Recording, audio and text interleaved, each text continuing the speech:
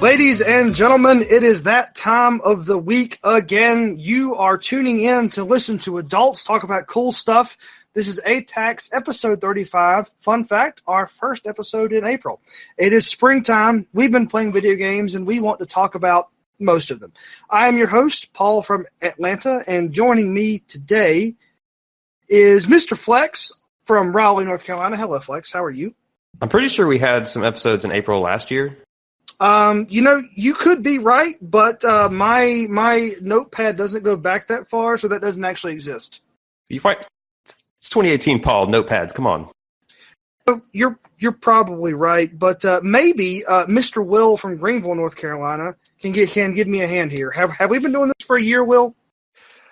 Well, I don't know anything about that, but I do know that notepads are spectacularly useful. I don't know what this guy over here is talking about. I mean, and I got this as a fancy notepad from like a Renaissance festival. It's got like a leather cover and stuff. I mean, it looks real cool, but fortunately, it doesn't go back to the beginning of time. So that's kind of a problem. But that's okay. Also joining us today, Mr. Ryan from New York, New York. Hello, Ryan. How are you? Good. I'm good. Everything is good. Well, I'm glad to hear that. So you guys got some snow recently, or was that further north than you up in New York? We got maybe a little bit yesterday, but not as much as they originally planned. Our sixth snowstorm or whatever didn't quite materialize. Is that normal to be getting snow this late in the year? Not super normal, no. Okay, all right. I'm just curious because down here in Atlanta we get snow in the month of January, and then after that, that's pretty much it. But anyway, and last but not least, Mr. Nate, who has moved from Wendell, North Carolina, to Clayton, North Carolina. Hello, Nate. How are you? I'm all right. Coming in pro notepad. I like a good notepad. Good. Both of the digital Windows application and the paper product. Those are both good. Yeah, I have random windows of Notepad open from time to time on my work machine that I never actually save, which is probably a problem. I couldn't tell you the last time I saved a Notepad document, but I used it all the time. Yeah, and I've always got like 3 or 4 windows of that open, so yeah. at least one of those is probably worth saving. So anyway, let's just kind of jump right into this. And Nate, I kind of want to talk about Ni no Kuni II, which I know that you have been playing. Yeah, that's a thing we can talk about. Yeah, so I kind of want to spoil the first 3 minutes of this game, because I feel like I feel like you just should. So anyone that is especially sensitive for spoilers, just fast forward a little bit. Ni no Kuni II starts out that the president of the United States is driving in his motorcade, and then a nuclear bomb blows up over the city. He gets transported to the magical land of Ni no Kuni, where the kingdom of Ding Dong Dell is being overthrown by just nefarious mouse men, and you, as the president, do the only thing that you can, which is pull out your gun and shoot the people that are threatening the soon-to-be deposed king. And man, did I have a lot of fun with that first 5 minutes of that particular game. That was a super cool thing, and I don't really know what to say other than the fact that I was pretty taken aback, but also pleasantly surprised by that initial tonal shift. Yeah, that cutscene where Roland, the president character, he's just like super confused in this fantasy castle. This little cat child is running around threatening him. And then when the cat child Evan is about to be murdered by some mouse knights, Roland just decides to pull out his gun and waste them, and it's pretty good. What is this game rated? I actually don't know. I don't know either. I really don't. I think it's T for I'm going to teen. search Ni no Kuni II. It's probably teen. ESRB. I guess.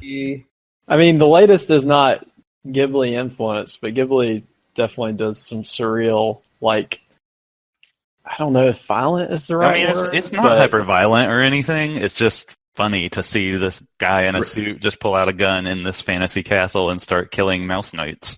Yeah, and like the great thing is that, you know, even so just a quick history lesson. Ni no Kuni 1, Studio Ghibli was involved in. Beautiful animation. I mean, the graphics for that game were absolutely amazing. Ni no Kuni ESRB rating is T for teen. Yep. All right. Now, content descriptors: fantasy, violence, and mild blood. There's a paragraph summary. I'll just read the last sentence, which says, "A handful of cutscenes depict quick splashes of blood when characters are shot." Yeah. Yeah, that's pretty much the first 5 minutes of the So game. spoilers to any listeners. Yeah. Prepare yourself. Steel yourself for violence. Steel yourself for violence. But so Ni no Kuni 2, so there's Studio Ghibli's not involved with this one. However, one of the important people from that studio still stayed attached to the project.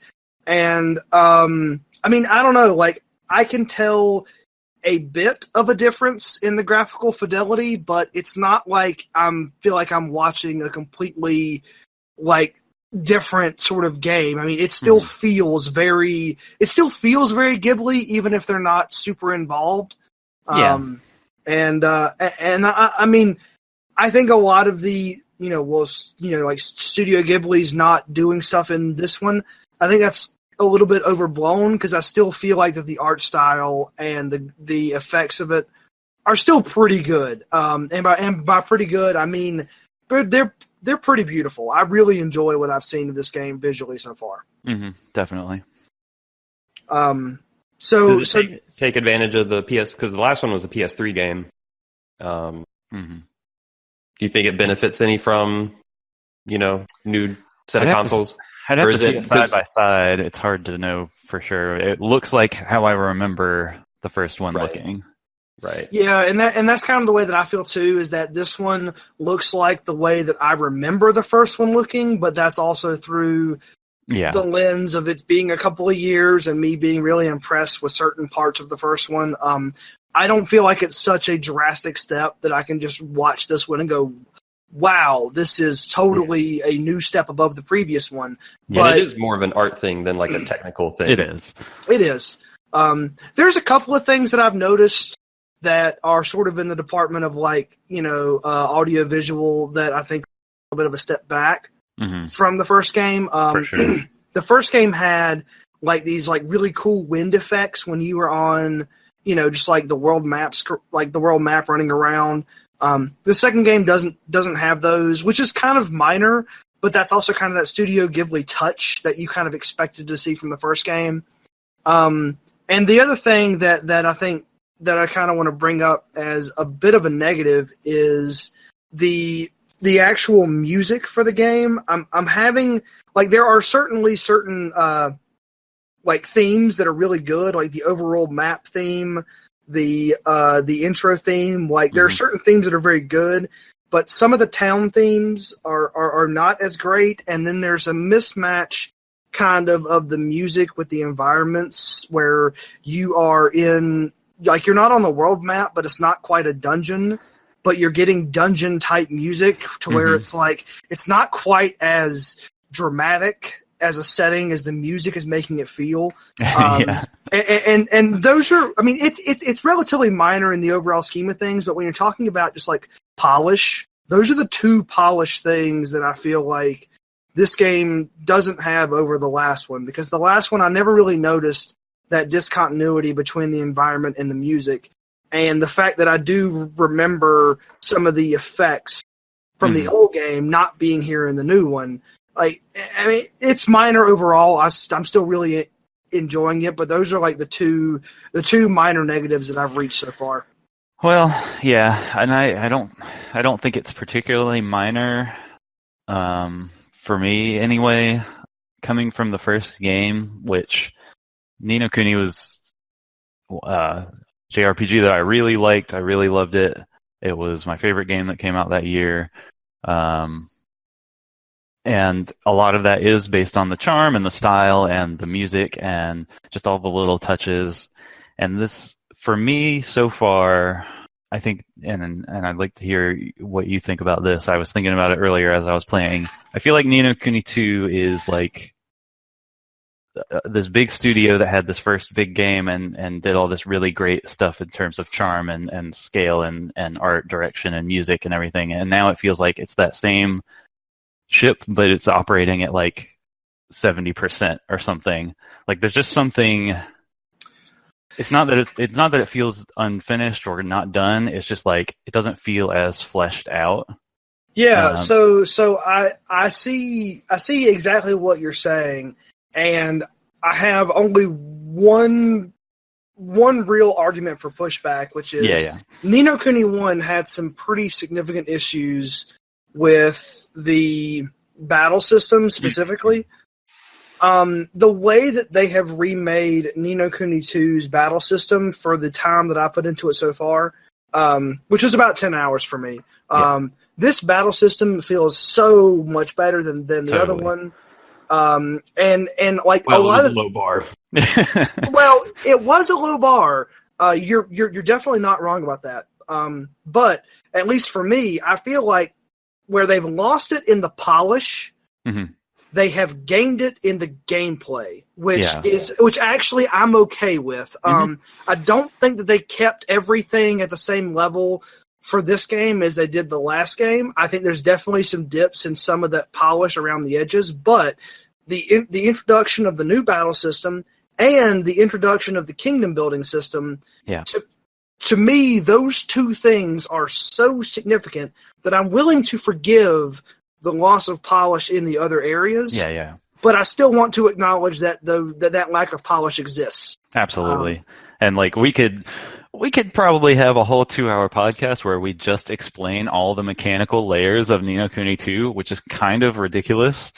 There's a lot going on. There's a lot going on. I don't want to dive too deep into the weeds, but I was listening to the Giant Bomb podcast, and they were talking about almost like some like civ building / world building stuff, and they seemed kind of semi-excited about that. And I was kind of thinking, like, I mean, I don't know that Ni no Kuni would be my cup of tea. Like, I just don't have that much time for a ton of JRPGs, but it almost sounded like, I don't know. I don't want to say a Saga game because those have different systems, but you know, back in the PlayStation era, you would see like JRPGs experiment with all these different gameplay mechanics, and I wondered if it kind of felt like that, where they're like, okay, well, let's put some like a almost like a base builder. It feels very experimental, I would say. Like, nothing that they're doing is completely out of left field crazy, but they've just taken like the core JRPG feel and like just said like, well, what if we put this system in here, and then what if we put this system on top of that, and then what if we shake up this system in a slight way, and it's just like everything piles up. So like, and you know, I understand that we don't want to get too far in the weeds here, which is totally fair, but like the Higgledies are kind of like Pokemon. You can feed those guys things, they will level up, and then you turn around and your kingdom is kind of like a mobile game, except a mobile game that doesn't try to bleed you dry with mobile transactions. And then there's a real-time strategy battle system. Yeah, exactly. then there's this real-time strategy light system, and then on top of that, there's this sort of like Tales of sort of battle system where it's sort of live action, and like all of these things. Does it just feel like a mess at that point, or like? No, it doesn't. It actually, they do a really good job, at least in my opinion. They do a really good job of segregating one from the other. But I mean, even if like if there are that many different pieces and they're all segregated like that, like I'm not saying a mess in terms of quality. I'm just saying a mess in terms of there being so many disparate parts. I think it teeters on the edge of that for me so far. Like everything that they're introducing bit by bit is like piling up, and I'm like, oh, is this all just gonna like completely collapse under its own weight? I don't know, maybe. Right. and I think it would collapse under its own weight if the game the game's actual game's difficulty was a notch higher. The game is very easy. That should be something that we should talk about at the outset. Yeah. It's not a game that's going to be super challenging. You can completely ignore the higgledies, even though they're cute as hell. You can do the bare minimum for equipping your characters, just using auto equip, and then you can run through that entire game, even doing very minimal upgrades to your kingdom, from what I've been able to see so far, and you'll still be able to experience the story of the game. So at some point the systems do become kind of superfluous, but the numbers get bigger. And that's really cool. That is true. The kingdom building is like a mobile game meets a clicker kind of feel. Well, sounds like they have made all the video game. Yeah, they found their target audience. Yeah. And I mean, honestly, that target audience it's straight up me. Like, it's an easy game with a lot of numbers. They all get bigger, and there's loot every 6 seconds, and you don't even know what you're picking up. You're just getting loot, and it's like, this is amazing. I haven't even asked my big questions yet, and you are already unselling me on this game. I'm going to go ahead and intervene here and say you should not play Kuni II. Well, good, because I wasn't planning on it. Here's the big question I do wonder, though. Obviously, this game has some hooks for Paul. Obviously. But I guess more broadly, like I liked Ni no Kuni 1, but also thought it had some problems. And one of my main takeaways is if that game wasn't as charming as it was, nobody would have cared. And that's not to say that's the only good thing about it, but that was in my mind the single biggest driving force of that first game. Yeah. Right. If it didn't have that, it would have been a somewhat different functional JRPG. Right. Yeah, and that's about the best thing you could say about it. Right. So this game, you're saying with all the presentation stuff, if it's operating at 70% capacity, is that stuff then strong enough to, because I feel like the first game did get a lot of strength off of its presentation and charm. Do you think that stuff is strong enough in this game to pull you through if you're not liking the mechanic stuff as much? And then on top of that, if it's not, do you like the mechanic stuff as more enough to make up for it? And I don't want to make this balancing different things, but I guess I guess the ultimate question is what's driving Paul? Paul is driven by the numbers going up. So I guess for you, Nate, what's driving you through this game? Right now, the main things that are driving me is I want to see where this game goes mechanically, because all these systems are just like I said, teetering on the edge of craziness that I need to see where it goes from here and how it uses those, or if it doesn't at all. I will say that while I'm generally enjoying while I'm playing the game, because I think mechanically it probably is a stronger game than the first one, I'm gonna hesitate from being too strong here. But I am bummed about the presentational aspects of this game so far. How much have you played? Somewhere between 10 and 15 hours. Okay. Which is about the same amount that I've played. The game's split up into chapters. And I'm basically at the point to where I have my kingdom, which takes some time to get to. Yeah. It takes longer than I expected. Yeah, I mean, it takes about eight hours or so to get to where you're sort of interfacing with that particular system. Yeah. So I'm still relatively new there, but I'm at the next big story beat, which is you have left the first town to go to the second town. Okay. And I kind of feel the same way that Nate does. The presentation is a little bit bumming, but the improvement in the systems and in the gameplay does make that up for me personally. Yeah. But here's a non-specific example of the types of things that I have an issue with in terms of Ni no Kuni 2's presentation, based on how much I enjoyed the first one and what I was hoping for from this one, which is that you will occasionally get a very short, fully animated, well-rendered cutscene that's fully voice acted, and they will typically last, I would say on average, between 3 and 7 seconds. Okay. And so you'll be in gameplay mode. It'll fade to black. Play this very short cutscene with a voice acting for like 2 or 3 lines, and then fade back to gameplay. And then it's just text. There's no voice acting. It's not as well animated as those cutscenes anymore. So I think like as you were saying that, like I started to feel like some vomit coming up my throat. Like, yeah, it's not quite that bad, but there is definitely not enough voice acting in this game. Yeah, well, just like it's more just like the constant like chopping up of things that way, and it's not as constant as even you're probably imagining. Like, cutscenes are a rare occurrence in this game. Okay, and yeah, they really are, and they're all really short and have just like a couple lines of dialogue introducing a new character or something, and then it's like, well, now back to the game where we don't voice anything. Right. Like, that's what I mean when I'm saying it feels like it's operating at 70%. Like, it's right. Like, it still looks good even in the gameplay. And like, I like the character designs. I like the town designs. I like the environments. I like all that stuff. But like, they're just like not going for it the way that I wanted and the way that I felt like they did in the last one.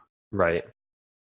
Do you think that could be the lack of Studio Ghibli? I don't know if it's just their absence or if there's a big funding difference for this game. I mean that's what it feels like to me. I don't know what the actual answer is either, but it almost feels like they didn't get enough money for voice acting and localization. So a lot more of this game than from the first game, from what I remember, is handled through just the normal game engine with text going back and forth. There's not enough voice acting and there's not enough cutscene, which is part of that lack of polish that we were talking about earlier. For sure. But then the gameplay designers went absolutely nutso. So, so many systems. So it's a weird one for me to be working through right now, and I'm not sure how I feel about it yet. Yeah. Watching the Giant Bomb's quick look, like, borderline gave me a headache keeping up with all that stuff. I mean, I'm sure they roll it out more slowly when you're actually playing, but... Yeah, it's a pretty slow ramp up of all these systems. So how often have you left your system on and walked away to let a research timer go up? I haven't done that at all, but... Yeah, I've done it twice. I mean, 3 times if you count literally right now while we're recording. Perfect. Because you can just leave the system idling and be gaining currency through your kingdom builder, and like there's no reason not to do that. But I just don't care enough. Do you guys like the Tales style combat? Yeah, it's fun. Yeah, it's actually really streamlined, and I mean, it's really good. You said it was really easy, and I guess I was wondering if that like makes it mashy or if it's still engaging enough to be enjoyable. It's mashy for most fights. But there's kind of this weird sort of like difficulty step where either you're just mashing the button to kill the guy, or you're needing to do a bunch of Dark Souls type rolls and dodges because you realized a little too late that maybe you shouldn't have engaged the guy 9 levels above you on the battlefield. So it's not a gradual sort of rise in difficulty. Every battle that I've had is either I'm mashing the button to kill them, or I'm mashing the button to just keep rolling away from the bad guy. My party kills them. Mm-hmm. So I want to ask Paul, have you done any of the side quest, like alternate dimension door dungeons yet? No, I got that side quest to go into the alternate dimension, and I saw that the recommended level was 60, and then I saw that I had a billion other side quests, and I knew that 60 was probably the very last dungeon, the very last thing you see, but I just didn't want to putz with it, so no, I didn't. Yeah, okay. I was going to say that I stumbled across a door earlier, and I didn't know what level it would be. So I was just like, I'll try this, because I had that quest. And those things, that thing was pretty harrowing, so I was pleasantly surprised at the difficulty that I got out of that. Well, I mean, if you're level 10 and they're level 60, that's a problem. Yeah. So I think I'm probably about 10 hours into the game, minus idling time. Nate, are you like roughly the same? You think? Are you? Yeah, it sounds like we're around the same spot. Okay. And from what I can tell, this is about a 40-hour JRPG according to random websites. Mm-hmm. But that actually feels short. This feels longer, just from what I've seen so far. So this will probably be an ongoing thing, at least with me. Hopefully not as long as Persona 5. Yeah. But it's probably going to take a little more than a couple of episodes, at least for me to get through. But that's pretty much all that I wanted to say about Ni no Kuni 2. Did you have anything else that you wanted to bring up, Nate? Yeah, I mean, like I said, we could talk for forever about like which mechanical systems work and which ones are interesting and which ones are just kind of baffling. But you know, I think my position is still very much jury's out on how I feel about this game. I'm gonna keep going with it, and we'll see where I end up. Yep, and that's kind of where I am too. And I did buy the $80 version with all the DLC, so hopefully I don't regret that. But anyway, so the other thing that I've been playing that I want to jump onto real quick is the original F.E.A.R, along with Extraction Point and Perseus Mandate, which were the two original expansions to the first F.E.A.R game. And I'm only a little bit into Perseus Mandate, but I have finished the campaign for the original game, and I have finished Extraction Point. And it's a good news for me that we have someone on the panel who is a F.E.A.R expert, Mr. Will. F.E.A.R is a pretty good video game. I actually really enjoyed it. So congratulations on having a correct opinion. That's funny. Well, you know, it's. I think it's got a really good loop. I think the graphical effects are pretty fantastic, especially, you know, in slow mo. Like there are some times where it's almost like you'll go into the bullet time, you'll shoot a guy with a shotgun, and then you'll click out of the bullet time, and then you'll see them fly back against the wall in real time, and it's the best thing. And that's it. It's just the best thing. You know, yeah. I mean, and so there is there's a weapon, and I'm sure if you've played F.E.A.R, you know what it is. It's called the Penetrator. Yes. And you just stab people to the wall, and it's very exciting to just start using that thing on a guy, and then you come out of your bullet time, and he's just nailed in 5 different ways to the concrete wall behind him. And that's just a real fun kind of dumb thing. And the game is super old at this point, but at the same time, how did you like the final boss? So, spoilers. So the final boss. By the way, this is a 13-year-old game at this point, right? Right, Flex, 2005, 2018. You got it. Yeah, so the final boss is you just shoot him in the head, and like it's not even a battle. And then even if you want to say that Extraction Point is like the actual end of that story, then you just get blown up by a helicopter, and like that's not a final boss either. So no, like I mean, I just thought it was fantastic in the way that it kind of broke the mold in a sense, I guess. Yeah. I mean, of course, you walking out after you do that, and you're just seeing like the replicants just kind of hanging, and then you're like, oh, I guess that was real. I guess I just shot that guy. I guess I'm done with this game. Oh wait, where did Alma come from? And then it's a problem again. She's always a problem, really. I mean, no, but so all right. So honestly, I was taking some notes while I was playing the game. And the first note that I have is First Encounter Assault Recon is kind of a dumb name. I've never heard of Recon and Assault being in the same team. Not that I'm a military dude, but normally you recon so the assault can come in later. But that's just a random thing. I was going to quiz you if you knew what the acronym stood for, but you had it written down. I did. I wrote it down as soon as they told me, and I went, wait, this just, like, the First Encounter part's fine. Even First Encounter Assault is fine. But you don't have assault teams and recon teams. That's always two different classes, right? I mean... But, Paul, it spells fear. I mean, 2005 was a different time. But the other thing, like that I wrote down was like, Alma, other than blowing you up once, which I guess is kind of a major exception, she never really actually hurts you. I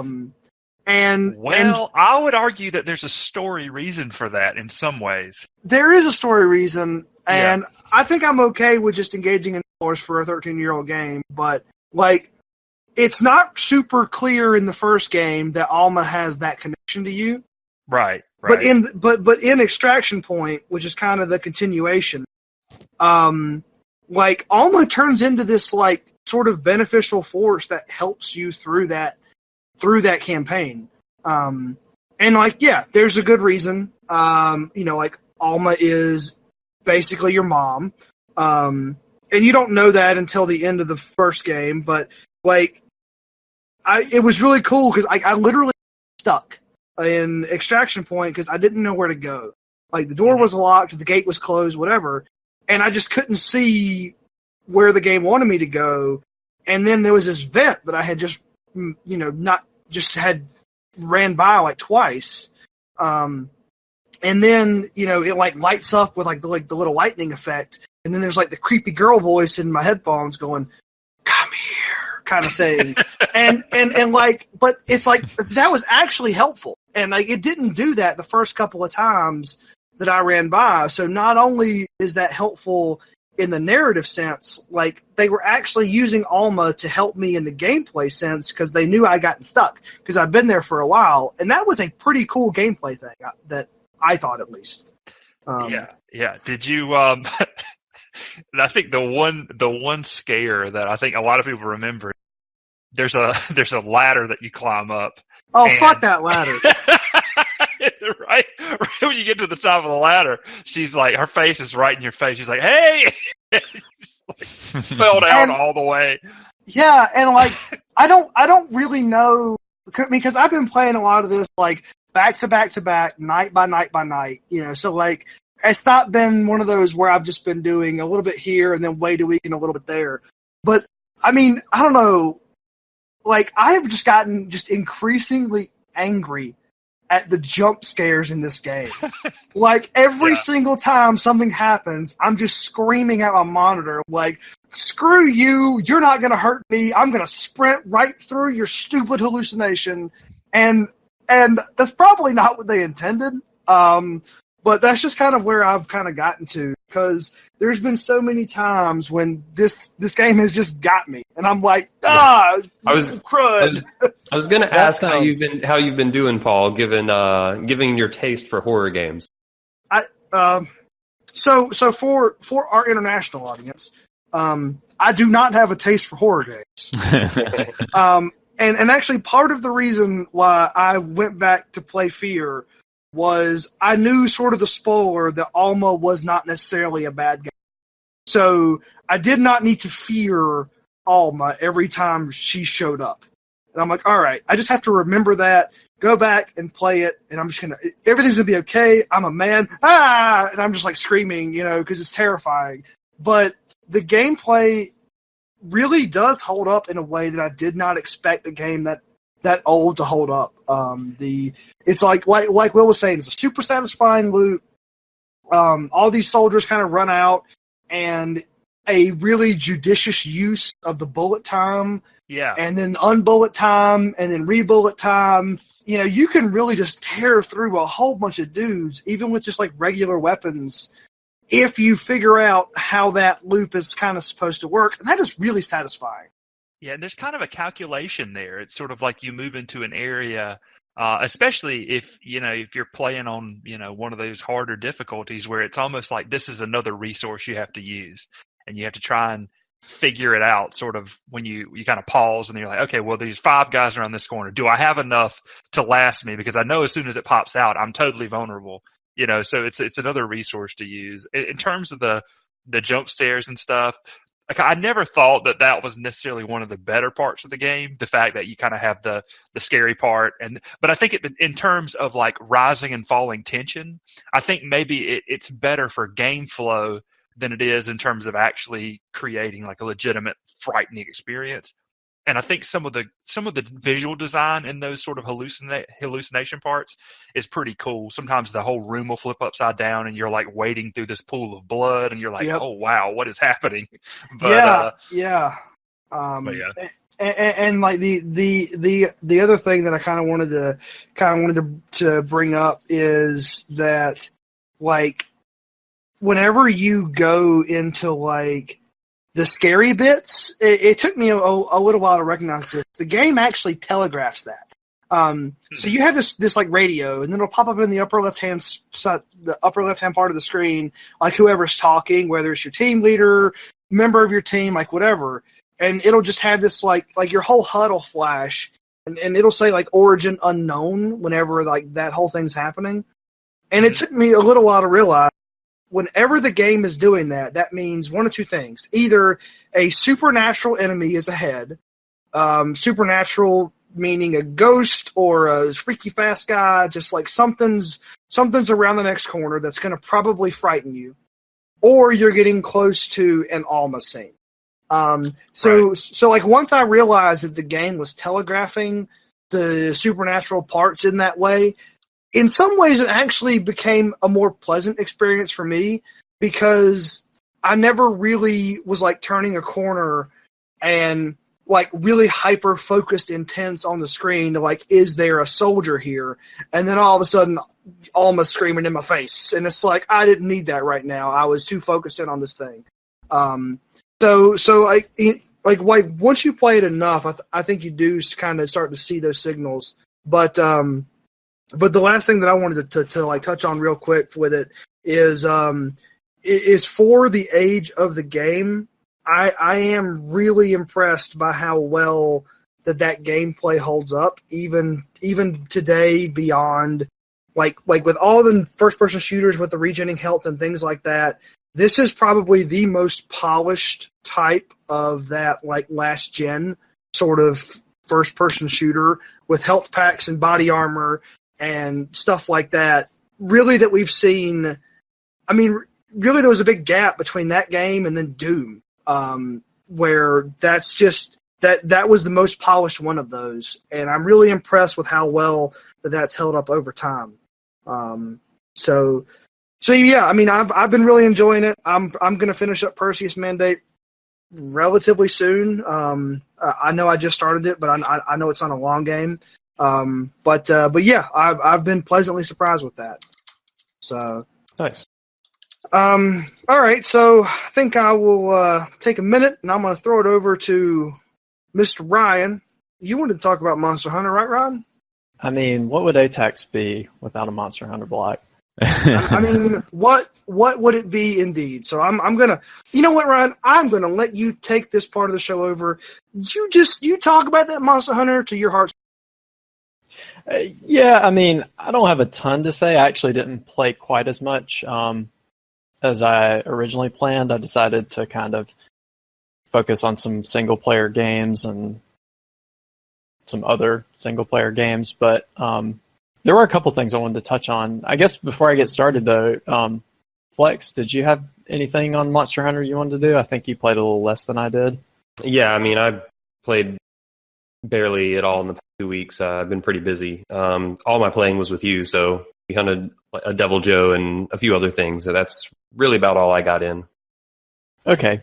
Yeah, I guess the only things I wanted to say about it are they've added a couple of new pieces of content, which I think are pretty cool. The Devil Joe, which we had talked a little bit about in the past couple of weeks, is kind of just a new monster they put into the game with his own kind of weapon and armor trees. And some of those weapon trees were actually kind of top tier, or, kind of competed with some of the traditional top tier weapons. So that was kind of a cool thing to see. And they just added, or they're doing like a cherry blossom event, I guess inspired by the Cherry Blossom Festival. And they've added a lot of it's cosmetic, and they give some like freebies in terms of like currency or vouchers or quests or whatever. But they did add a new greatsword to the game, which has rockets that come out of the back of it.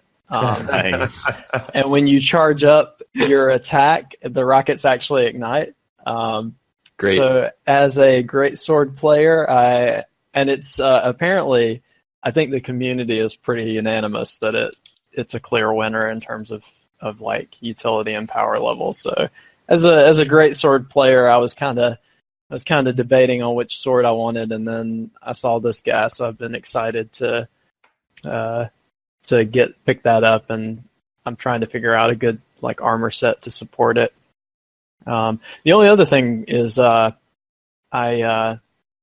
did have a chance since the last podcast to kind of fill out a sort of end-game set. So, I mean, Flex and I had been playing with some kind of high-tier sets that took us a long way, but I've sort of put together like some like final weapons, like some Elder Dragon weapons and armor, and like I've finished out a Nergigante armor set and like a high-tier charm, and that stuff actually it does make a pretty big difference, and it's been kind of neat to feel like that power bump and go hunt some tougher stuff.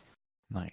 So when you say end game, I mean, is that kind of like the most difficult monsters that you can hunt, or because I don't have a good feel for the power levels of the game really. So I mean, is that like what does that mean really?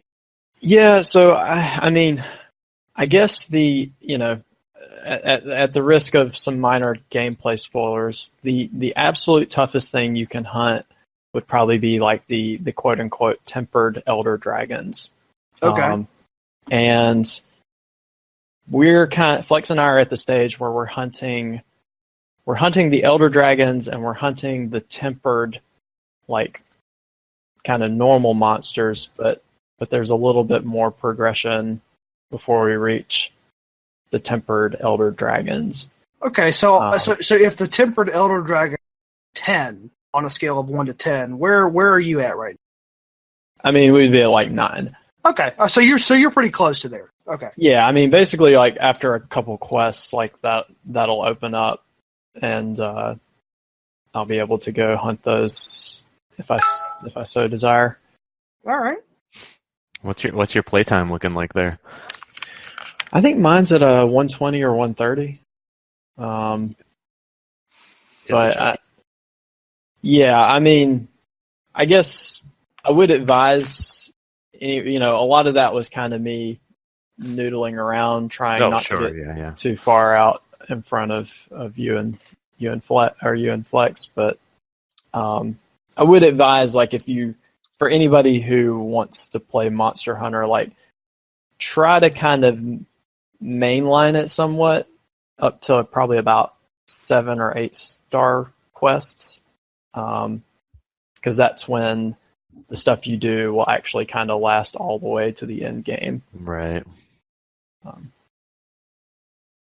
So, which I had fun with my time farming out some like low rank sets, but most of that stuff isn't really worth much now. Yeah, it's kind of interesting because like I haven't played Monster Hunter in a while. I had a lot of fun doing the parts of that game that I did get through, but at some point I just fell off and didn't feel like getting back into it. But I don't really feel like I don't really feel like I didn't finish Monster Hunter. I just felt like I said, okay, that's enough for me. Like I feel like I got plenty out of what I played.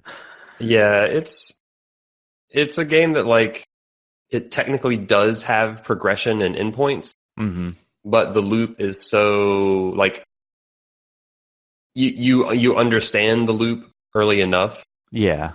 And you can just kind of get off the hamster wheel whenever you feel like.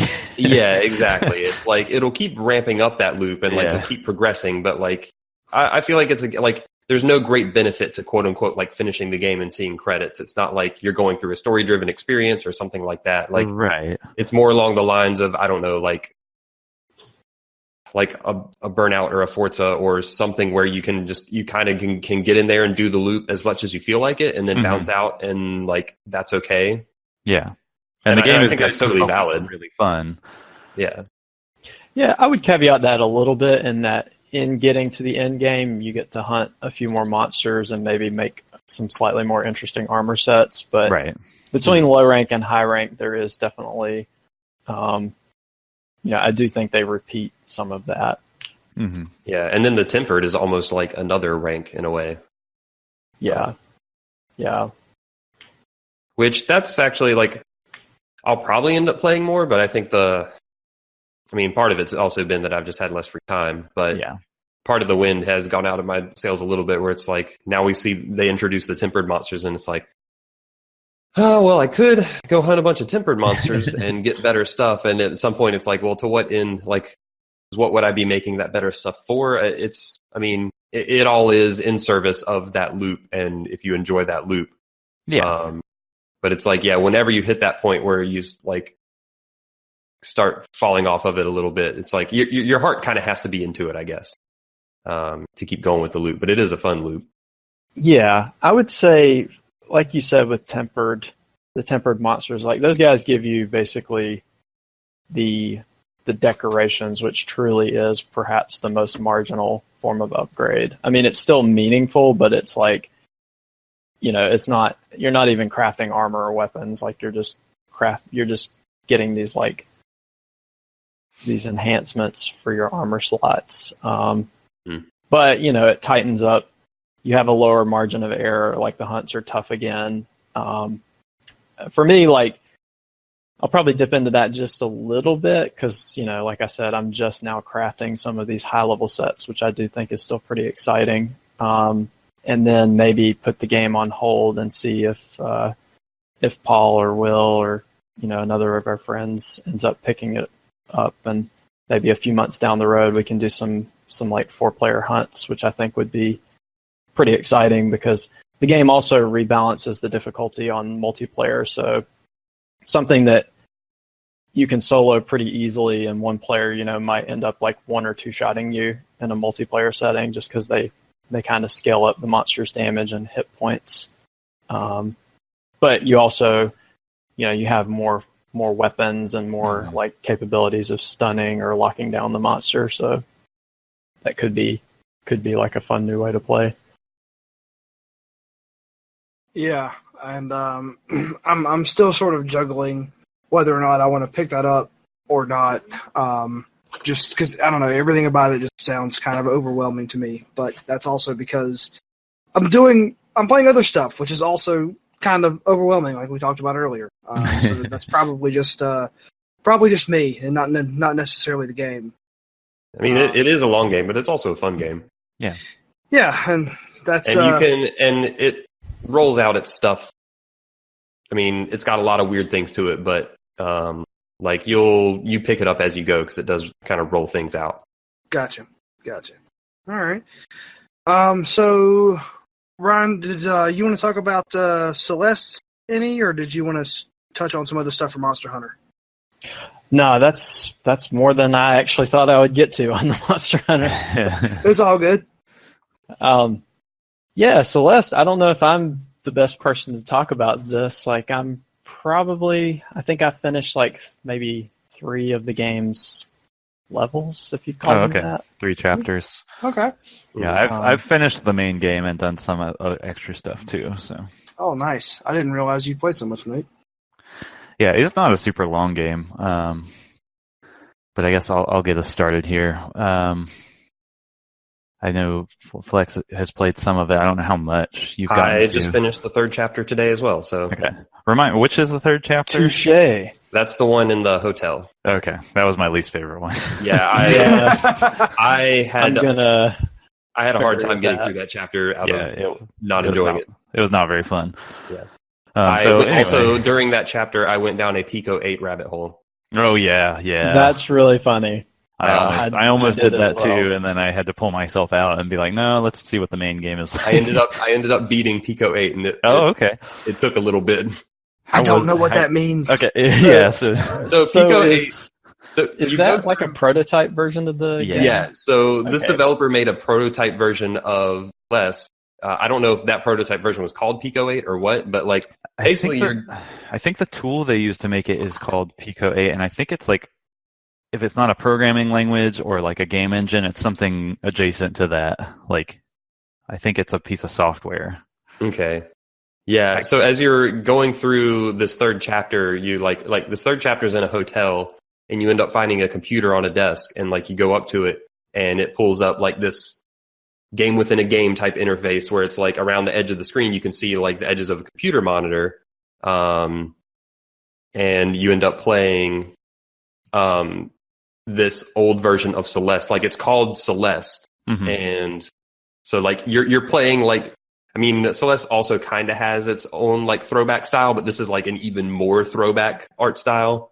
So it's definitely going for, an 8-bit-ish kind of thing or whatever. I don't know if that's what the 8 and Pico 8 is for or not, but probably. But yeah, I think it actually was a prototype version of Celeste that they made before they made Celeste, and then they just put it in Celeste. But it was... That's cool that you played the whole thing. Yeah, I ended up beating it. It was fairly involved, like... and it was really weird too, because then when I went back to the main game, like the mechanics are just different enough that like I had to be like, oh yeah, because in Pico 8 you end up getting a double jump like halfway through, and then you also can't climb walls, which is a big part of the main game. Right, I remember that now. Yeah. So when I went back to the main game, I was like, oh wait, I can only jump once, and then after a few deaths, I was like, oh wait, I can also grab onto the walls. Yeah, I need to use that. Oh boy. But anyway. I actually liked the Pico 8 thing. Yeah, I'll have to go back and play through the rest of that. I played a little bit of it, but not the whole thing. Yeah. But anyway, yeah, Celeste is a 2D platformer for anybody who's not aware. I think it's fairly basic mechanically, but you have an air dash, basically a second jump if you want to think of it that way. But it's very like you can direct that air dash in any direction you want. So you can jump up and then angle your second jump to be any direction you want. And then that combined with the ability to grab onto and climb up walls very easily. And by any direction, you mean one of 8 ways. Well, yeah. But it's not just a normal air jump where you just go up again. Yeah. You can definitely angle it in, I guess, an 8-way direction. Yeah. But those basic mechanics just support a lot of good level design throughout the game. And the grab is a pretty... They really lean into the grab a lot. Because you have like you don't have a meter or anything that indicates this, but you have some amount of stamina. So like as you're grabbing and climbing on walls, which as far as I've been able to tell, you can grab and climb any wall. They might play with that later. I wouldn't be surprised. But like as you're climbing, eventually you'll see your character like start sweating, and then like if you keep hanging, like eventually she'll let go because she's out of stamina. Yeah. And they really play with that in the design, and you also don't regain your dash until you touch the ground. Yeah. So they'll have a lot of these gauntlets where you're having to like dash, wall jump, climb on walls, do all this stuff, and once you expend your dash once, you don't get it back until you land somewhere. So you're like trying to get through this to land to get your dash back. But also, if you don't get through it quickly enough, like you have to worry about your stamina. So it's a lot of that kind of stuff. Yeah. Gotcha. Yeah, okay. It all works really well. I think it's a very simple design that they just, like I said, they just build really good levels around it. Every chapter in the game basically has some different elements that don't really show up in the rest of the game. So every chapter feels unique, and like you have to learn a couple of new mechanics in every chapter. Yeah, I've noticed that. So as an example, in the third chapter that I just finished, the big thing was they have these floors and walls that when you touch them, like, and then leave that spot, like a little, I don't know, this bad goop will appear. So you can't go to that spot without dying. So they'll kind of have you traverse areas back and forth, and it's like you can't step on the same spot twice. Right. That sounds complicated. Yeah. It can get pretty complicated. Yeah, it ends up being almost more of like, you kind of have to like plan out a lot of, like whenever you get into a room, you kind of have to look at it and just think about it for a second and kind of plan your route. It's a little more of like, it's almost more of a puzzly type platformer. Like it's not like, it definitely requires dexterity, but it's not like just go run for it. That makes sense. Yeah, that makes sense. Best thing about the game, though, in my opinion, is there's not any voice acting, but they do the little like gibberish voice acting that a lot of older games do. That's pretty good. And Celeste's voice samples or not Celeste, the main character. What is her name? I can't remember. Madeline. Her voice samples are so good. Yeah, I just love it so much. And like, the story is very like heartfelt, but also like serious sometimes. It kind of oscillates between, I guess, serious and sort of lighthearted and fun. But like each chapter in itself is also kind of seemed to have its own story thus far. Yeah, a little bit. Each one's kind of had its own theme. Like there is a connective tissue, but each one is also kind of standalone in a way. But Madeline has some issues that she's trying to work through, and then sometimes she gets overwhelmed or freaked out or is just having a real bad time in the moment. And when she gets really upset, her voice sample just like turns into this like so sad and like adorable squeaky voice that I just like, oh Madeline, like I just want to help you. It's so good for Madeline. Yeah. So Nate, I had heard that there are some kind of customizable difficulty pieces. Like there was a menu where you can really change quite a bit about different aspects of the game. Have you dug into that to kind of customize the challenge at all, or have you kind of played it mostly standard? Yeah, I didn't change any settings when I played through it. I just went through with all the defaults, but I do know that you can basically turn on a bunch of sliders and make it like super easy mode if you just want to see the levels and the storyline and all that. Right. But yeah, I didn't actually touch that. Did you find the game super challenging near the end, Nate? I would say the basic main line, just getting to the end, is not that tough. There's a lot of collectibles and like hidden stuff that are more challenging. Yeah, along the sides. I mean, the main collectible are these strawberries, and they're way harder than the main path. Yeah, they're hard to get, and then each level has another collectible, a tape you can collect that unlocks a second version of that level that are way harder. The B-side. Yeah, they're called B-sides. No one wants that. Did you like the way the game controlled? And what platform did you play on? Sorry, Might be having... Check. Say that again. Sorry. Did you? Did the controls work well for you? And what platform were you on? I played it on Switch, and I thought it controls very well. Did you use the thumbstick or the D-pad? The D-pad.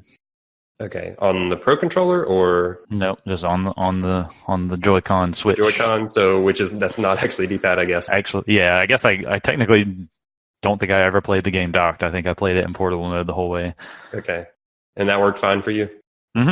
Okay, I've had some issues with the D-pad on the Pro controller. Oh, okay. Whereas like sometimes I'll be pushing up and they'll go like diagonally. It'll like go diagonally up and right or something. Yeah. I think that may be a complaint with the Pro controller. Yeah. In general. So yeah, I should try using the Joy-Con. For me, it worked perfectly fine. The Switch Joy-Con D-pad, which is just 4 buttons, like you said, isn't like super comfortable when you're like jamming on it a lot. Right. It'll start to hurt your thumb a little bit, but other than that, it worked fine. Yeah. Okay. Do you like it overall? Oh yeah, I liked it a lot. Okay. So Celeste, did it ever get a physical release, or was it just online only? I think it's just digital. Yeah, I think it's digital. Yeah, that's kind of what I was thinking too. But that sounds pretty cool. Yeah, it's also a really nice 2D platformer. Really good art, really good music, controls well. I like the story and the characters a lot. Overall, really good. It also sounds like a pretty solid addition if you're looking for anything to grab on the Switch to play on the go. That sounds like a pretty solid thing that you can just download and store and it not take up a billion GBs of your memory card and stuff like that. So, and just so it said, it is on other platforms, but yeah, we're both. Yeah, it's on many things. Yeah.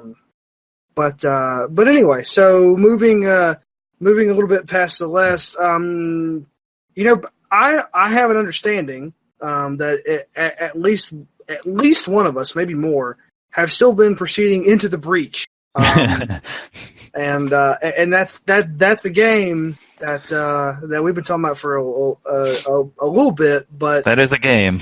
It's definitely a game. We've talked about it, and there's still more to talk about because it's a really good video game. So Flex, have you been doing any more into the breach, or have you beat all of the stages in all the with all of the ways? I've not beaten every single possible thing I could. All right, that's our into the breach moment. Moving on. Carry on. I have played some since our last podcast. Not that much though, and I don't really have a whole lot additional to say. I'll probably end up playing it again at some point, but I'm definitely putting it down for now. I think I've kind of had my fill, which I played a lot because that game is incredible. It's been a long time since the game has clicked with me like that. But I did mainly just want to ask, like, what get an update on what Nate has played, since I've talked more than enough about it on this podcast. I'm kind of curious what Nate has played and how are you liking it, and why haven't you played it more? A little accusatory, but leading questions from the defense there. Yeah, I have definitely not gone like 150% into the breach like you have. It's a fun time in there, but I do like it a lot. I mean, we did talk about Flex moving at the top of the podcast. He actually moved into breach, which is a problem. Yeah, that's where he's located now. It's currently where he's located. Flex from the breach, North Carolina. Yeah, my address is 333 into the breach lane. Yeah. Anyway, Nate, go ahead. I haven't played like a ton of it, but I've done a few playthroughs with a few of the different squads, some of which are great and some of which are garbage. There's only one garbage squad. Okay, there's one garbage and one pretty bad, and the other ones I played are good. But I don't remember any of their names, so you're going to have to do the heavy lifting there. The Blitzkrieg is the only bad squad. Yes, the Blitzkrieg is the bad one. They're really bad. They're really bad. Their whole thing is centered around one guy throws a rock, one guy has an electric whip that hurts things that you don't want it to hurt, and then the other guy doesn't do much of anything. Yeah, and that's the problem, is one of them does nothing, and then the one with the electric whip, it's like they want that whole squad to be built around this electric whip. And there's this other one that throws a rock, and the rock can be used as a chain in the whip, so the electric whip just chains between enemies, and you can get an upgrade that can include structure. Yeah. So they want you to build this giant chain, and the thing that throws a rock, the rock can be used as part of the chain, so you can like fill in gaps using that rock. And so can your useless third guy because he has armor. Yeah, so your useless third one that can't do any damage, all it does is it has basically a hook shot that will pull another unit right next to it. So I'm 99% sure the intended use of that thing is to stick it in the chain and then pull another unit in the chain to hurt it. So it's like, and then attack all of it. Yeah. Yeah. It basically, like, you use its turn to try and get another unit in the chain, but also get itself hurt. But the whip just doesn't do enough damage out of the gate to be useful. Yeah. And then it hurts objectives. That's the problem. And that right there is the reason why the Blitzkrieg is terrible, because like half the missions are like, oh, defend the train or defend the bomb or whatever. And like anytime your chain will connect through these objectives, you have to defend, and it will just kill them. Mm-hmm. So it's like, if you want to attack an enemy next to one of these objectives, that's all of a sudden becomes really difficult. Yeah, they're bad. Yeah. All the other squads are great though. But yeah, I think that game, like at a fundamental mechanical level, is fantastic. Very well designed. It like is a form of like chess that really like lights up those parts of my brain that are the same things you would enjoy from any like tactics game. But yeah, that one squad's bad, but the game overall, 2 thumbs up. Yeah. I feel like, I'm curious how strongly you agree with this. I feel like it's one of the most elegantly designed games I've ever played. Yeah, at a fundamental level, I think that's probably right. Like just the core mechanics of it. Mm-hmm. I yeah, haven't. And I'm not saying that has to make it mean it's like one of the best games ever made, or like a game that's going to click with everyone, or anything like that. I just mean in terms of its like just the sheer elegance and smartness of its design. Yeah, I haven't felt the pull to like go in and like play through a bunch of times with all the squads and all that stuff because I don't know. I guess it feels somewhat samey, even though the squads do play different. So that's like the only reason I haven't played more of it. But that's not. I don't really even feel like that's a knock against it because I've played it for plenty of time for what I paid for it anyway. Yeah, it's like a $15 game. Yeah, it's a super cheap game, and like it's just easy to get into, and like every run I've done has been fun. So just and they even give you custom squad if you want to really go nuts. Yeah, I don't know. It's so. How many hours did you end up putting into it, Flex? I think my Steam time is around 70. Okay, so that's a pretty good amount. Yeah, I know not all of that is like actual time sitting there, but yeah, the game has been on for a long time. Okay, all right. So Ryan, did you start it relatively recently, or you? How many hours in are you? Into the Breach? Yeah. I haven't started it yet. Oh, okay. My bad. For some reason, I thought you started that. Yeah, I'm a big FTL buff, so it's definitely on my radar. Okay. I've been clipping through some of the shorter 2018 games first, and Monster Hunter. Yeah, but, which is not a shorter game, by the way. All right. So anything else that we want to talk about Into the Breach? It's good for me. I'm good. All right. So speaking of other stuff that you've been playing, Ryan, I have Revenant 2. I think you cut out there for a second, but The Fall Part 2. Yes, I played and finished The Fall Part 2. Speak. So if you played The Fall Part 1, I think you will probably, and you liked it, that is, I think you will probably like The Fall Part 2. Okay. So I wasn't sure like how a sequel for a game like that would work. Because, if you played The Fall Part 1, you probably know it's kind of like, I don't know if you call it like an adventure game or a puzzle platformer, but its strength was definitely in kind of exploring this environment and some of the story themes it had around I guess your I don't think this is too spoilery. Like your protagonist is an artificial intelligence, and so there's some things. There's a lot of themes around like how artificial intelligence kind of like interprets the world, and themes of sentience and logic and so on and so forth. But they do some kind of cool and twisted things with kind of that protagonist and that setting. And The Fall Part 2, manages to, I think it explores some, I would say probably some slightly different themes, or maybe some it goes in some different directions, but I still kind of really enjoyed the dialogue and storytelling, and some of the characters as well. I think some of the characters and dialogues is pretty great. And then as far as gameplay goes, I would say the gameplay is, I think one of the knocks against the original The Fall is that the gameplay was a bit, rudimentary. Yeah, I mean, it was an adventure game, like you were saying. I mean, most of your interaction is walking around this environment and poking at things. Yeah.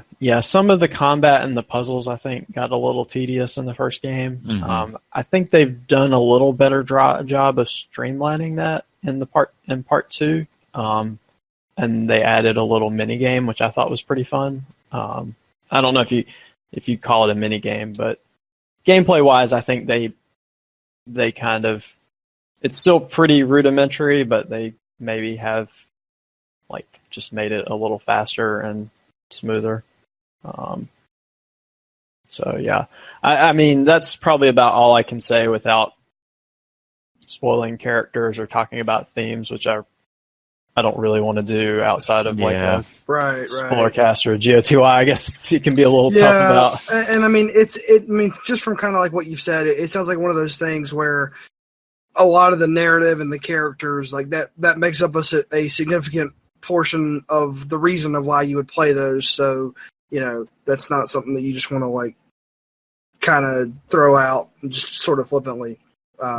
So if you played the first game, I think they recaptured a lot of that feel with kind of some new story directions. If you haven't, then but you like sci-fi and AI kind of themes, like you might enjoy like this kind of series, The Fall and The Fall Part 2. So I just did a little a quick look. It looks like that they're both on Steam. I didn't see where they were on any of the other platforms, but $10 for the first one and $17 for the second one. That's a pretty low price. So if it's a good narrative experience, it sounds worth it to me. I'm pretty sure the first one was great. Yeah, I'm pretty sure the first one was on a lot of platforms. Okay. It looks like that was on pretty much everything at the time. Okay. I don't know what one's on. Was that originally a 360 PS3's generation game, or was that still Xbox One, PS4? No, that was Xbox One, PS4 era. Which, I mean, I guess I kind of say that, but it's like PS4 and the Xbox One have been around for a lot longer. Than those systems are 5 years old. Yeah. So anyway, that's just me being old. Time for a PS5. Oh God, no! No, I don't even have a 4K TV yet. Give me some more time.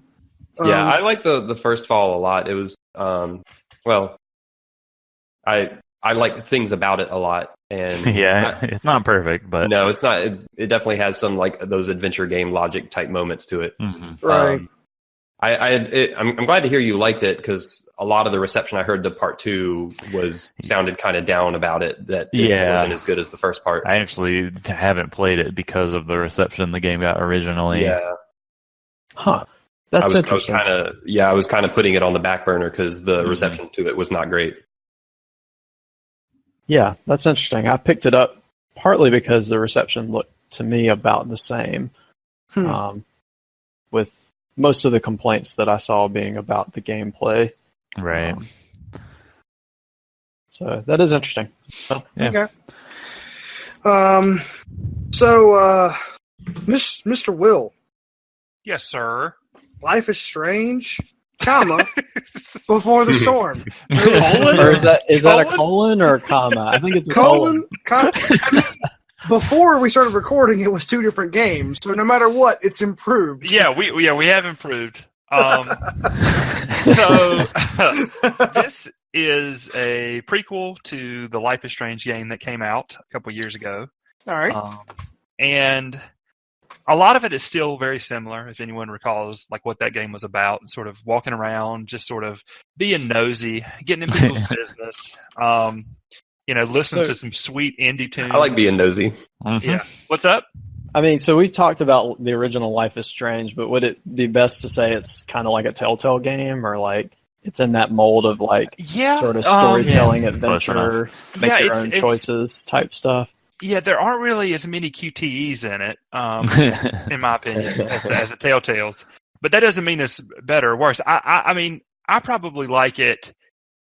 I think at least from what I've played of Life is Strange, it's more consistent. But of course, there are fewer Life is Strange games than there are, Telltale games. Well, I mean, there are fewer than 30. So I'm just talking about the storytelling style. Yeah, yeah. So you're kind of making choices. I've played Life is Strange. I'm trying to summarize it for anyone who would not be familiar with that. Yeah, and the main difference from the original Life is Strange and something like Telltale game, I would say, was the way you can rewind time. But the prequel doesn't have that. Is that right? Right. Okay. So let me tell you what they added instead. Okay. Which you guys probably already know about this if you followed any of the coverage. But you play as Chloe, who is actually the best friend of Max from the first game. And you have this mini game that pops up from time to time. It's like an insult kind of fight. Oh, and right. So I hear about this. Yeah, so like if you're having an argument with somebody, you're supposed to pick something that kind of like riffs off of what they say. So they say like, oh, I'm sick of you being here. And then you could respond like, yeah, well, sick is as sick does. Or something like that. And some of them are about that dumb, like really. Great. And it starts out, the game makes a really bad impression. The writing is really bad in the first like 1 hour of the I guess the first episode. There are also a couple decisions that are a little bit weird. So I guess not to really spoil anything, but there was this one time when I was like, there's something that I definitely want to do here, and I didn't really understand why the game didn't give me a choice to do it. And then on the other hand, there's a time where Chloe is actually like destroying evidence in a criminal investigation, and that's just like part of the game. There's not really a choice to do that. And even me, and the reason I say that is because Life is Strange is really good at making me make bad decisions. Like it's so good at putting me in the mindset of like this teenage girl that like I'll make these decisions. Like, one of the first things you do in the first game, to illustrate this point, is you see a boy with a gun in a bathroom. And immediately after you walk out of the bathroom, you pass the principal, and he's like, girl, you look crazy. What's going on? And the game gives you the choice. It's like, do you want to tell the principal that there's a kid with a gun on campus? And then I was already so in it that I was like, oh no, because, he's got lots of friends and he's going to tell his friends that I told on him. And then afterwards I was like, oh my God, dude, what is wrong with you? And, if we're going down the spoiler road I think I did make the decision to tell the principal, and it really didn't work out that well. So don't feel bad for not telling the principal. But even so, I guess like I felt like in retrospect, I was like, man, that was, objectively the right thing to do. And I was like so into the characters. But even for me, like destroying evidence in a criminal investigation was a little bit like, I don't think this is a good idea, girl. You need to. Yeah, that's not a good idea. Reevaluate. Yeah, but this game remains really good at just tugging at my heartstrings. Like I think I probably shed a tear during every one of the episodes. There's 3, and it really reminds me of a lot of these pieces, of my own childhood. For instance, there's a character, and you hear a little bit about her in the second game, named Rachel Amber. And Rachel is sort of like just super perfect, and everybody loves Rachel, and she's like super successful. And it reminded me of, like there was a girl like that in high school for me. And, Paul actually remembers her, Stephanie. I don't know. I won't go into last names. Yeah. But, I got you. But I was like crazy about this girl, and I couldn't see anything wrong with her. And so like I was willing to do all these stupid things. Like I would take her home from school every day, like just all these things, because like, for me, it was like, I don't know. I guess, and you see the characters in the game kind of do the same thing. Like everyone will kind of bend over backwards for this girl. Also, Chloe reacts to authority the same way I did when I was younger, and really still do. Like,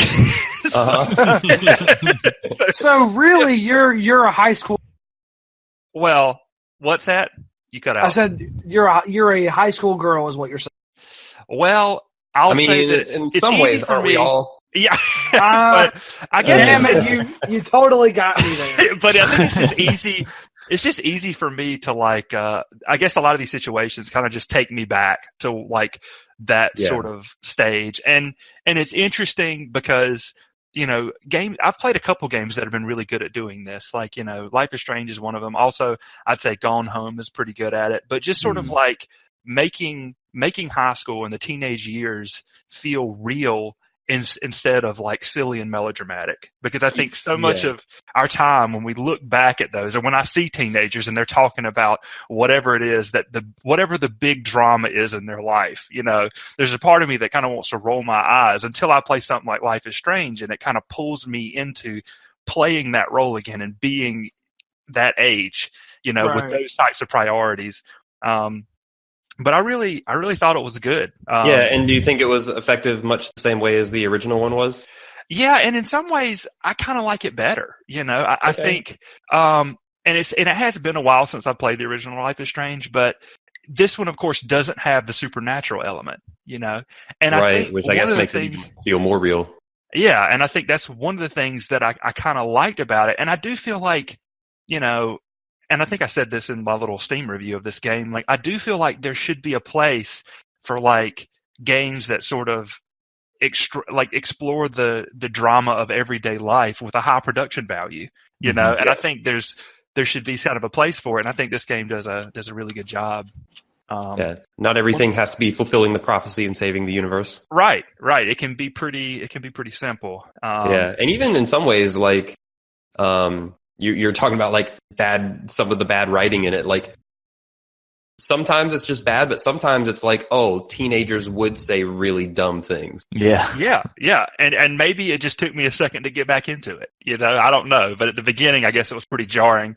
There's a part where Chloe hops a fence and then turns around and then like flips the fence off.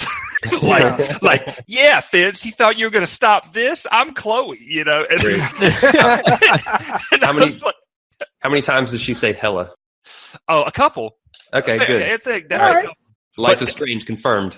There are a lot of really interesting. There are all these moments too. Like in every scene, there's a moment where you can sort of just like soak in the scenery, and it really slows things down in a way that I think you actually might appreciate, Flex. I know that like sometimes you really appreciate it when a game sort of like deliberately like pulls you into sort of appreciating the moment. Mm-hmm. And so there are certain times where you'll just climb up on something, and then the camera will kind of pan back, and they'll maybe play like one of the songs from the soundtrack that kind of are very good at kind of evoking these sorts of emotions. And it's really interesting, because it almost kind of, it shows you in a sense, it points you to that sort of mindful moment, where you're just sort of enjoying sort of being there with whoever your friend is in the game, or, looking over at these like, it takes place in Oregon.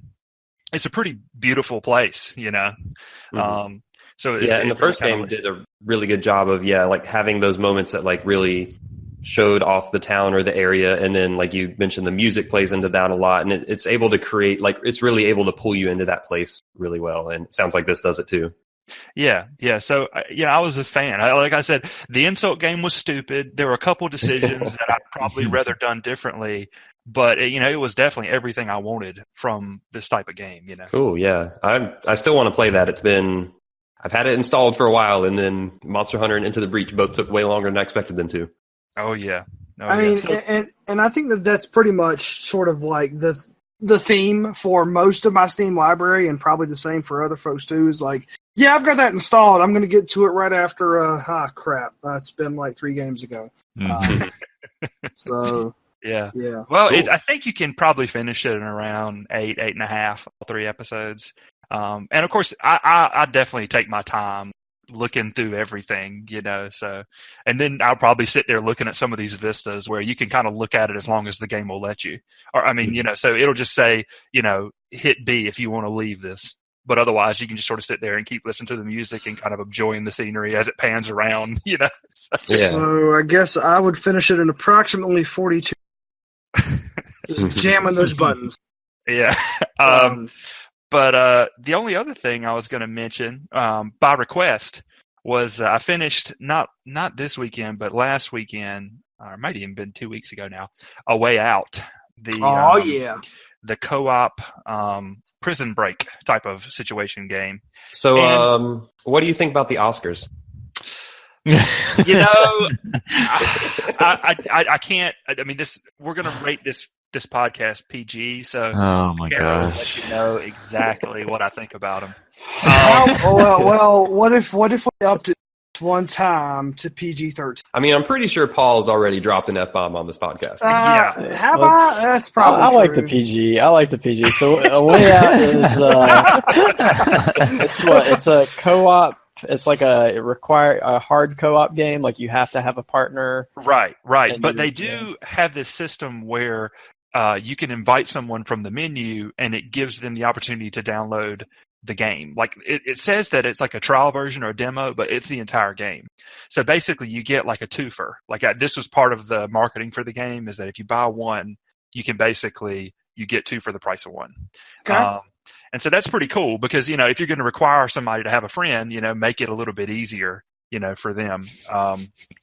So, and I guess like the game, like I guess I wanted the story to be better than it was. You know, the voice acting was pretty good. And some of the stuff you do is pretty interesting, but, the ending I did not like at all. I think one of the best things about the game is really, it's basically like a co-op Uncharted with more varied and better gameplay, in my opinion.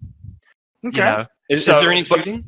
Yeah, I think there's a little bit, but there's like, they switch everything up. So there's like some platforming segments, and then there's like a segment when you're paddling a boat. Then there's a segment when you're like doing 2D fighting. There's a segment that's like top down where you're kind of like trying to avoid something. Or how many times do you run towards the camera as a truck's chasing? Now, I don't actually think they do that, but I guess I'm just referring to, in general, like the production values and like just a lot of like the jumps and stuff are kind of like Uncharted jumps. So, you know, does your character ever say "oh crap" when you jump? I'm sorry, I'll stop. Well, I will say that I can't remember, but it's possible that one of them has going down the Uncharted checklist. Their shirt halfway out. It's possible that one of them, the half tuck. Yeah, is rocking the half tuck. But yeah, it's just, and it's one of the interesting things is that like, you know, so that's really fun because the gameplay never really gets like bogged down or boring, and like the third person shooting in Uncharted does, in my opinion. And so it keeps it kind of fresh. But one of the weird things is like there are these emotional moments in the game. So where one of you guys, you know, you get out of prison. Spoiler, but one of you goes and sees like your kid, and you're having this like moment with your kid. But the game like never stops the split screen, and so that's the kind of a weird thing about the game is that like it's not just one of you has your screen and the other person has their screen. It's like you get a split screen even if you're playing online co-op. So you kind of see what they're doing. But one of the funny things is like one of you will be having this like tearful moment with your kid. And I guess the game was like worried that the daggum millennials were going to get bored or something. So typically you'll find some little like diversion to do. So those daggum millennials. Yeah. So no, this is so funny though. So he's sitting down. He's like, you know, son, I know I've been gone a long time.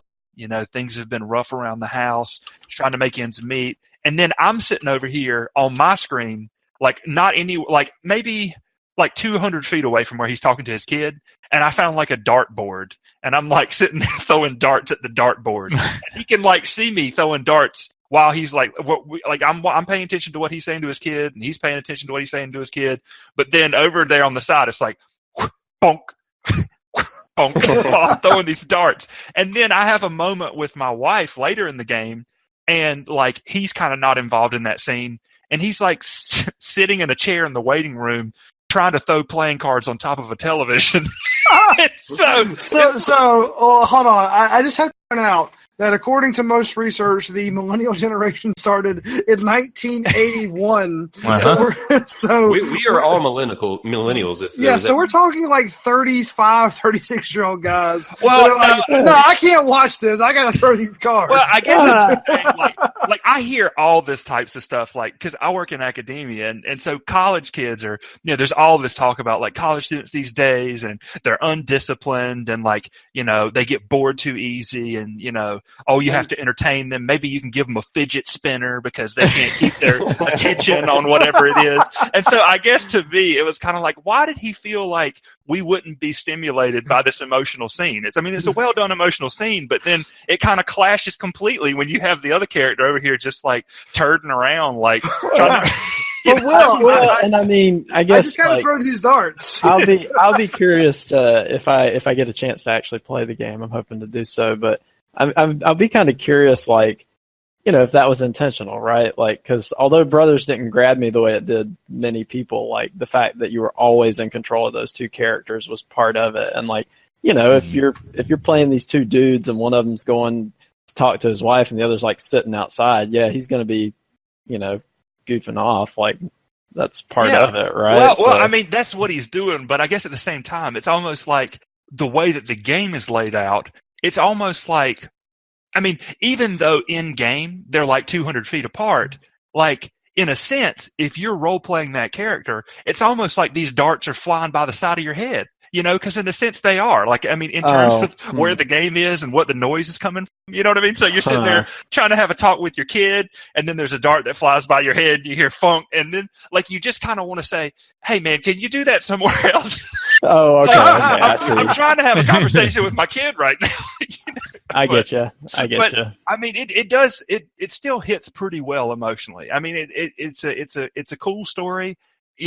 I think I had such high expectations for it because, like we talked about before, the moment in Brothers, the moment. I won't spoil whatever that is, but if you play Brothers, the moment. I thought it really hit me well. So I guess I had really high expectations for this, and it really met it on the gameplay front and the production value front. But I just don't feel like it quite got there on sort of like that story. I've heard from a lot of places that the story was kind of a mess. Yeah. So that's kind of where I am with it, but it's a neat thing. I definitely recommend it. I mean, for the production value you get, and really it's almost like, I think it's like $30. And I had some sort of PlayStation coupon that gave me like 10 or 20% off of it. And then of course you get, in a sense, you're getting 2 copies of the game because you can give, you can invite your bud for free. Yeah. So that's kind of the way it goes. Cool. But anyway, that's the way out. Nice. Well, that sounds pretty good. And I am very glad to hear having some fun with it because I've heard a bunch of chatter that it's kind of pushed me away from it, but I'm also not not someone who gravitates towards those games anyway. So, but I'm glad to hear that you're having some good times. Every once in a while I get in the mood for a co-op game. You know what I mean? Just I mean, you are just sort of our, co-op correspondent / indie correspondent. So it totally makes sense. Yeah. So I think that's about all the games that we were planning on talking about. I'll just go around real quick. Did I miss anything? Flex, Will, Ryan, Nate, any of you guys have anything else that we skipped over while we were talking about video games? I did play some Dead Space. It's a really good video game. Oh boy, I didn't know we were going here. No, podcast. We're not. Okay. We're just gonna cut it off there. All right. So we're gonna just, you know what? I'm gonna host privilege. Just gonna move past this. Say we had some conversation before. Ryan, not the biggest fan of Dead Space. That's an opinion not shared by some other members of the panel. We'll talk about that next time. When we have more time. But for now, I think I do want to just sort of go around and see what everyone is planning on playing next. I know, at least for me, I'm going to continue with the Ni no Kuni train, and I've got a little bit more time left with F.E.A.R. I'm going to finish up the Perseus Mandate, which shouldn't take too long, and then mostly Ni no Kuni for me. Flex, what about you? What are you thinking that you've got coming up here in the near future? Not going to have a lot of gaming time in this coming week, but Celeste is going to be the main thing. After that, it's a hodgepodge of ideas, and we'll see what happens. That God of War comes out in about a week and a half, so it's pretty soon. Mm-hmm. Right. And Nate and I might also play A Way Out sometime. So yeah. All right. Will, what about you? What do you have coming up in the next little bit? I'm about an hour into Tacoma, and I'll probably finish that like tomorrow. In about 2 more hours. Yeah. Yep. You're 1/3 of the way through. Yeah, and otherwise, been working on Vermintide 2. I put one play session into Far Cry 5. I haven't really played enough to form an opinion, but I'll probably touch that again.